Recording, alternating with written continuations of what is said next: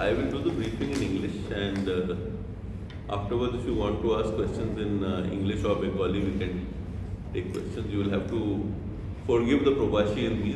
Not all my words will be, uh, you know.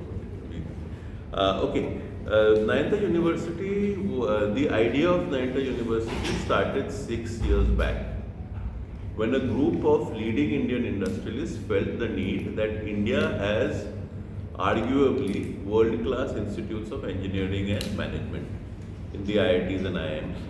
But the country as of now does not really have a world-class full-service university in the tradition of Oxford, Cambridge, Stanford, Harvard, etc. And if you look at these universities started by building out faculty of economics, sociology, the sciences, and then the applied management and engineering came later. So, India currently, although there are some projects like Ashoka and Kriya that have started, India does not have any full service university in the top 200 universities in the world. So, this was one clear gap. The industrialists who came together, many of them were past presidents of the Confederation of Indian Industries. There is Naushad Forbes, who heads Forbes Marshall. There is Farhad Forbes, who is a co-founder of Forbes Marshall. There is Meher Padamji, who heads Thermax. Satish Reddy of Dr. Reddy's Labs. Nadir Godrej of Godrej Industries. Chris Gopalakrishnan, one of the co-founders of Infosys. We also have Bharat Puri, the managing director of Pidilite. A couple of academics, Ashok Mishra, who was the director of IIT Bombay, and Pankaj Chandra, who was the director of IIM Bangalore. All of them have come together to build a world-class university for the country. And this is a world-class full-service university which will have the arts and the sciences, and it will be multidisciplinary. Some of the principles of this university, one of the first principles we are talking about is admissions which are merit-based and need-blind. Over a period of time, we would like to have a cohort of students that is representative of the geographic and economic diversity of India.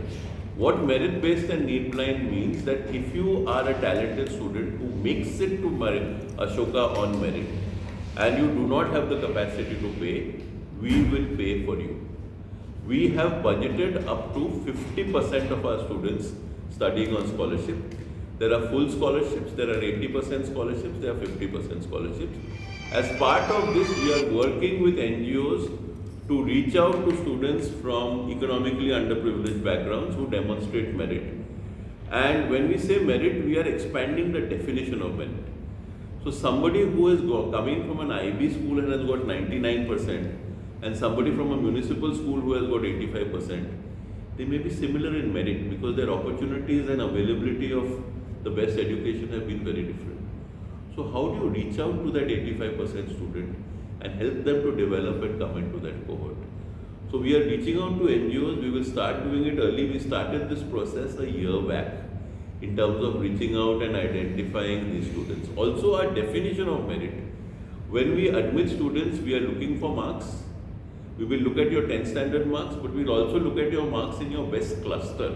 So for instance, if you want to do English literature, we will look at your marks in the languages and the related subjects so that we are looking at what you are good at.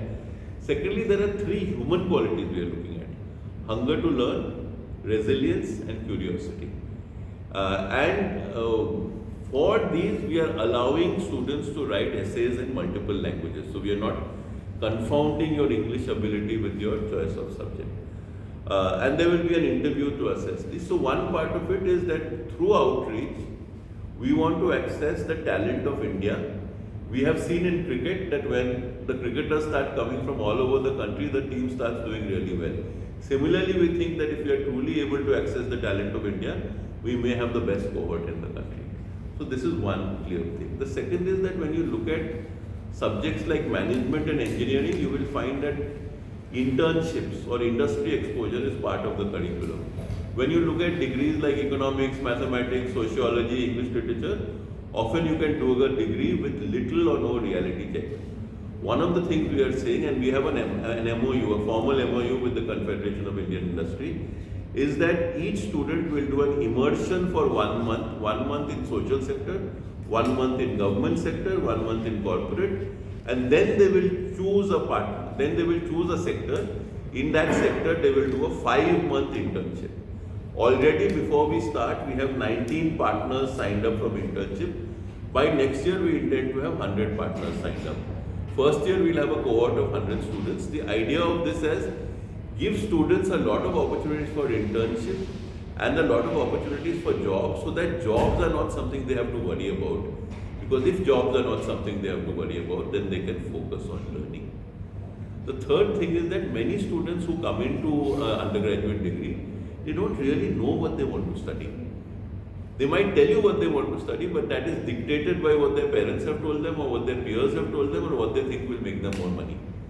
So in our case, we have a 16-month foundation program. You do not have to decide your major for the first 16 months.